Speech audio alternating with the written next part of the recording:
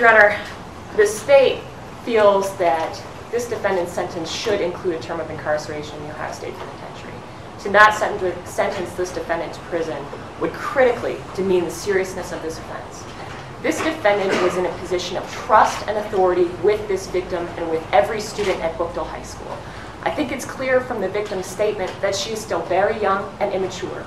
And it was this defendant who was placed in the position to watch over her, to protect her, and the form of abuse that he bestowed upon her is the gravest form of abusing that trust and that authority which was placed upon him by the community. Your Honor, the court is well aware of what is in the pre-sentence investigation. This defendant himself has admitted that he has made inappropriate comments to many students over the course of his 20-year teaching career. That is the majority of his adult life. To not sentence him to prison, Your Honor, would be to condone the actions that he clearly feels he's entitled to because he's been doing it for 20 years.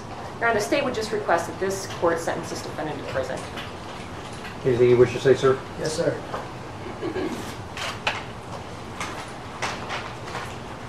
First of all, I'd like to thank my Lord and Savior, Jesus Christ, for giving me the opportunity to be able to speak today. We as humans make mistakes in our lives.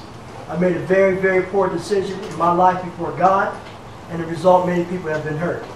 I apologize sincerely to the person involved, to my wife, my family, my team, my school, and my Westside community. Through the grace of God, my wife and my family, and my church family, I'm able to deal with this situation that is brought forth in front of me. While I'm still alive, I'm able to make amends for the wrong I've done. God has his way of getting your attention, and he has mine. He is the God of second chances, and now I have to witness this firsthand. I respect the individuals that were involved in this investigation, from the prosecutor to the detectives. I've been a stand-up man during my adult life, and today is no exception. We are responsible for our own actions, good and bad, good or bad. The Westside community has been very supportive of me during my 10 years at the Akron Public School System and as their football coach. The people at the Board of Education, the superintendent, has been supportive to me, and again, I'd like to apologize to them also.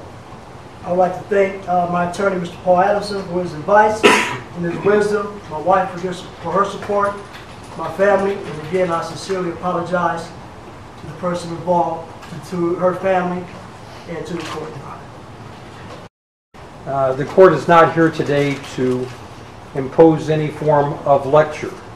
The court appreciates and understands your contributions to the community in the past.